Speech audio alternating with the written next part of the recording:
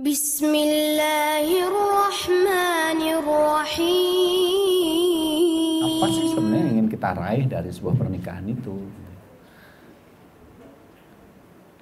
Apakah masalah kekayaannya, atau masalah kemampanannya, atau tercukupinya kebutuhan-kebutuhan materi kita, atau apa? Ternyata kalau kita kembali kepada sabda Rasulullah, yang kita cari dari sebuah pernikahan itu adalah keberkahannya, barokahnya itu yang kita cari. Ini kita ambil dari sabda Rasulullah yang mengajarkan doa kepada kita jika kita bertemu dengan orang yang menikah. Barakallahu laka wa barakallahu alaika wa jama bainakuma fi khairin. Nanti ada pemadatan sehingga menjadi barakallahu wa baraka alaika wa jama bainakuma fi khairin. Kalau kita memperhatikan hadis ini, doa ini, maka kita menemukan bahwa ada 2 kali Rasulullah mengucapkan kata barakallah. Barakallahu laka wa baraka alaika. Sebentar.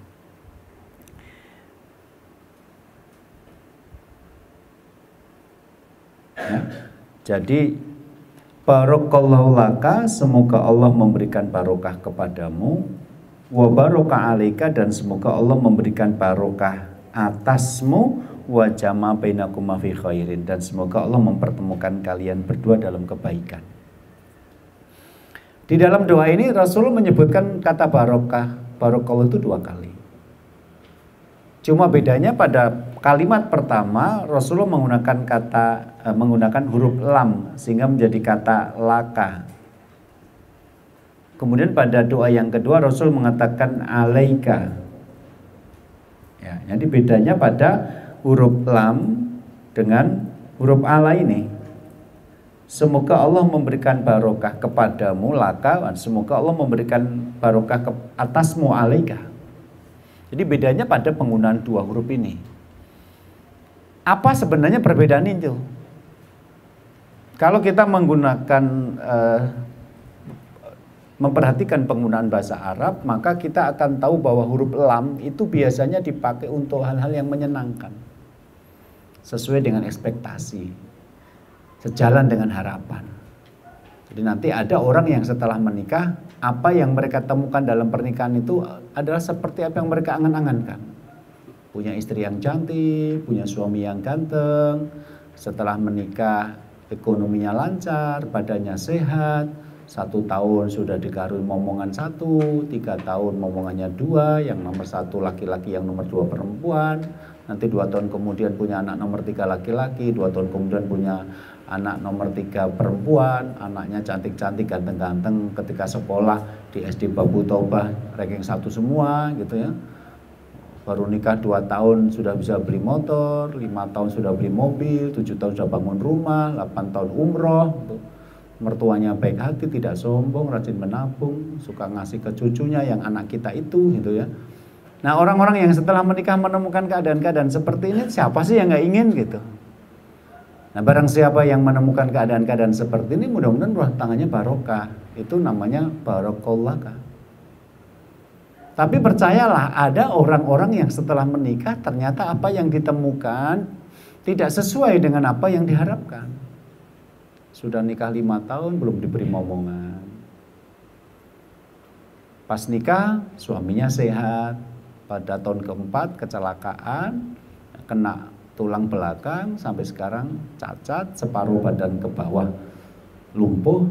Siapa yang bisa menolak kejadian itu? Pas menikah ekonominya lancar, begitu 5 tahun kemudian terlilit hutang karena bangkrut, sampai sekarang belum selesai bayar hutangnya. Mertuanya ternyata cuma manis di bibir gitu ya, di malam pertama jadi menantu itu, setelah harian ketemu ternyata karakternya bertolak belakang. Di depan menantunya sok baik, di luar ternyata menceritakan kejelekan-kejelekannya misalnya. Nah, ketika kita bertemu dengan hal-hal yang tidak menyenangkan seperti ini, mudah-mudahan juga tetap barokah. Nah, doanya adalah wa baraka alaika. Sehingga apapun yang nanti terjadi dalam pernikahan, menyenangkan atau tidak menyenangkan, lapang atau sempit, mudah atau sulit, sehat atau sakit, semoga keberkahan itu selalu mencertai kamu. Maka ditutup dengan kalimat wa jama bainakum fi khairin, dan semoga Allah mempertemukan kalian berdua selalu dalam kebaikan. Jadi bersatunya kamu dalam pernikahan itu insya Allah akan selalu membawa kebaikan, apapun yang nanti akan terjadi dalam persalinan hidup kita. Surat Ali Imran ayat 140 mengatakan wa tilkal ayyamu nudawiluha bainan nas, dan hari-hari itu akan kami gilirkan di antara manusia. Jadi dalam hidup kita nanti mesti akan terjadi pergeseran-pergeseran, perubahan-perubahan sebagai bentuk giliran. Ini adalah aturan main yang Allah buat.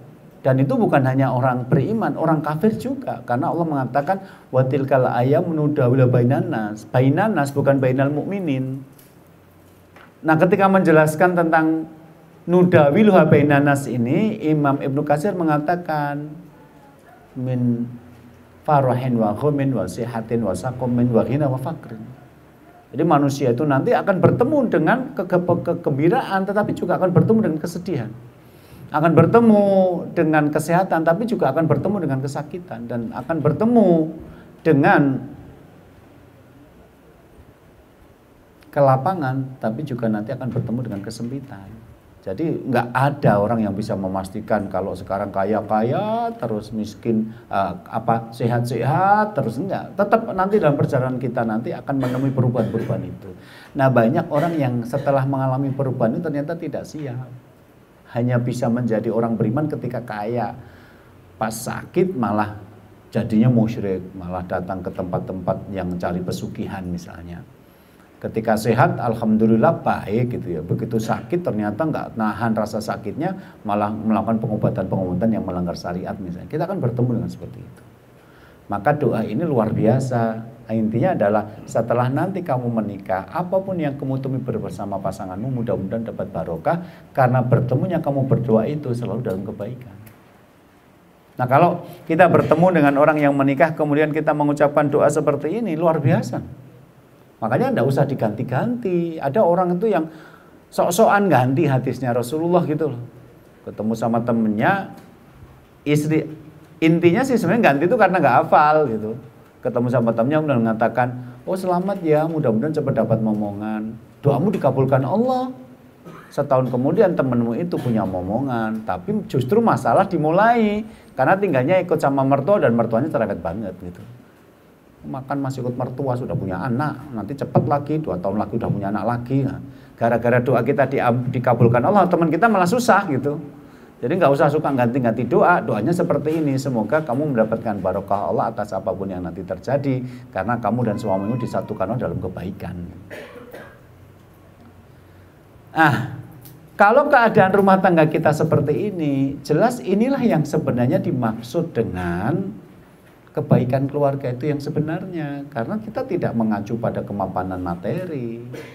Ketika Anda mapan, alhamdulillah, mudah-mudahan barokah. Tapi kalau nanti ternyata ekonomi kita sedang sulit, mudah-mudahan dapat barokah juga. Jadi kalau ternyata hanya pas kaya, foto-foto dipasang update status gitu ya, tapi nanti begitu jatuh miskin malah mengajukan perceraian misalnya karena nggak kuat jadi orang miskin. Pas sehat ya foto-foto kayak orang paling bahagia sedunia, pas suaminya sakit malah nggak bisa dan nggak mau merawatnya. Bukan seperti itu. Rumah tangga Islami rumah tangga yang bisa bertahan dalam situasi apapun yang nanti akan mereka hadapi. Karena mereka tidak menyediakan ilmu syukur saja, tapi juga ilmu sabar. Nah, kalau keadaannya seperti ini, maka sehari dalam rumah tangga yang seperti ini rasanya luar biasa. Di situ saya menukilkan perkataan sahabat Ibnu Mas'ud, salah satu ulamanya sahabat. Beliau mengatakan, laulam yabqa min ajali ila asratu ayamin wa a'lamu anni amutu fi akhiriha yauman li fihinna tulunika la tazawwajtu makhafatan fitnah. Seandainya umurku tinggal 10 hari dan aku akan mati pada hari terakhirnya. Sisa hidupku cuma 9 hari karena pada hari ke-10 nanti aku akan mati. Namun masih ada satu hari di dalamnya di mana aku bisa melakukan pernikahan, maka aku akan melakukan pernikahan makhofatanil fitnah, karena menghindari fitnah. Jadi nanti ada persoalan-persoalan dalam hidup ini yang berat ketika dijalani sendiri, tapi akan menjadi mudah ketika kita punya pasangan yang baik. Maka kriteria pasangan itu kalau Rasul menyebutkan zaujatan mu'minatan tu'inuhu ala imanihi, istri yang beriman yang menolong agama suaminya. Jadi kehadiran istri dalam kehidupan rumah tangga seorang laki-laki itu adalah menolong agar suaminya itu dalam beragama menjadi lebih baik.